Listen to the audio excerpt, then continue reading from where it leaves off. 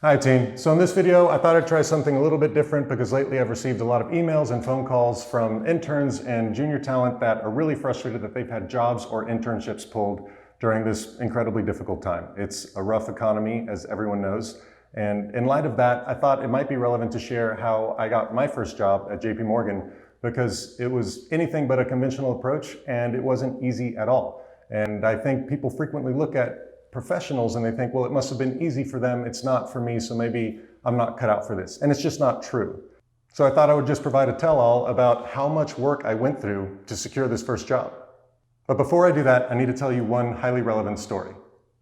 I want to tell you the story of the greatest car salesman ever. I learned about this in college in this book titled Influence, which is all about how to persuade people to do things, which is frankly a pretty good thing to know.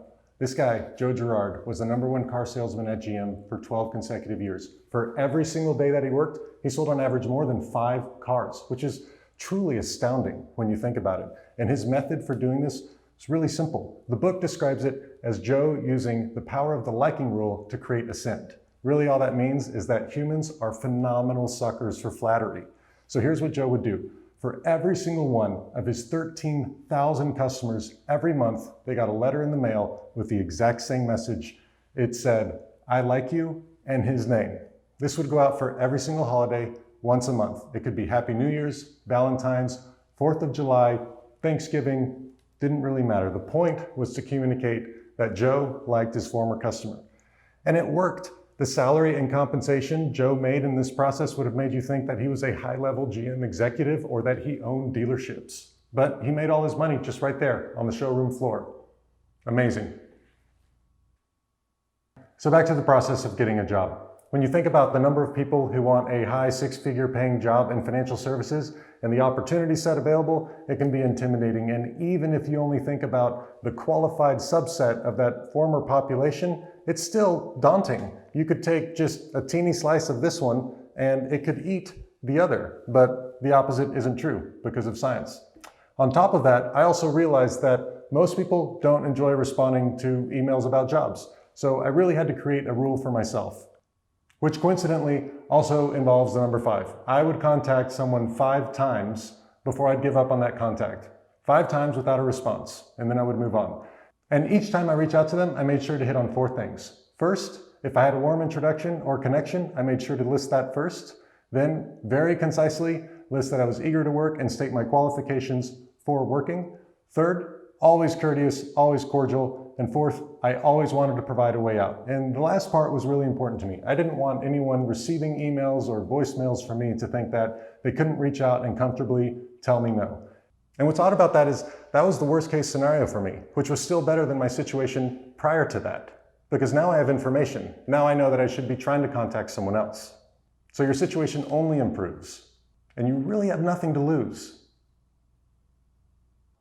Now, I admit I was lucky to graduate into a decent economy, but the job I wanted wasn't about to come through career services. I wanted to work in South America because my last internship, the group I was with, made a Phase A investment with an individual in Argentina, and I thought that was cool. That was it. That was my rationale. I thought I'll get to know a new geography and I'll understand investments in a new geography, and that will make me unique to employers in the future.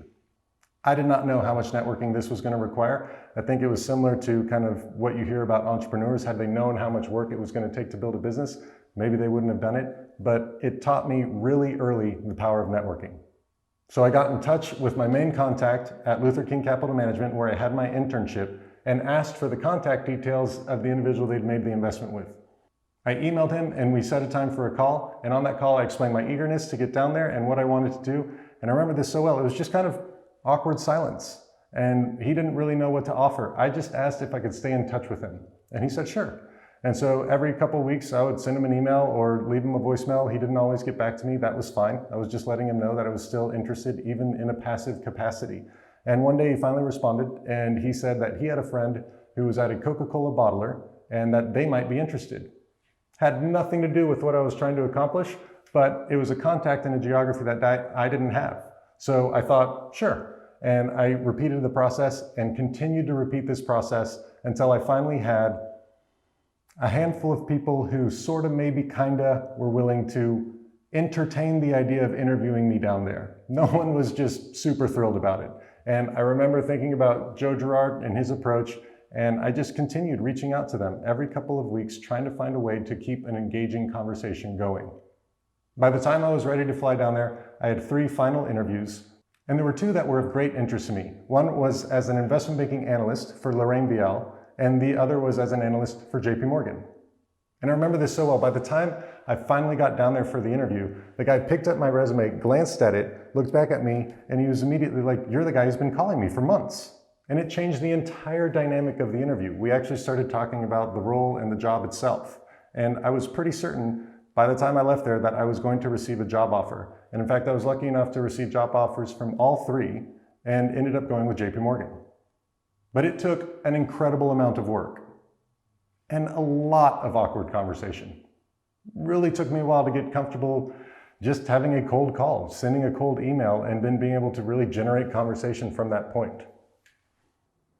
And here's the thing, if you want to build your career, if you want to continue to move forward in financial services, networking will become a huge part of your career. In private equity, we look at 300 opportunities for every transaction that we close. That is a phenomenal amount of outreach. You have to be reaching out to investment bankers, lawyers, entrepreneurs, any potential source for a transaction, really. And you have to find a way to stay top of mind and make sure that, frankly, they like you, that they want to pick up your phone call or respond to your email. And if that's the case, you might as well get started now. And if you're watching this and thinking, well, yeah, of course I should be networking, but if everyone's doing that, how is that an advantage to me? I can tell you this with confidence, most people won't do it. It's too uncomfortable. They won't pursue it enough. It's just awkward to most people. They don't want to engage with strangers. So if you can find a way to do it, create your own rules, you can adapt my model if you want to, or create your own approach, whatever works for you, you will have an advantage in getting a job. And there's one final thing to think about. The most important email that you write on any given day as it relates to a job search process is likely to be the least important email that lands in the recipient's inbox. In particular today, when everything is difficult. You have people whose businesses are really struggling, private equity managers that are on the phone with lenders all the time. So you have to find a way to get through to these people and email them on a day that they're having a good day and want to respond. So if you don't hear back initially, don't sweat it. Just give it a little time and then follow up. All right, guys, I hope that was helpful. That's all for now.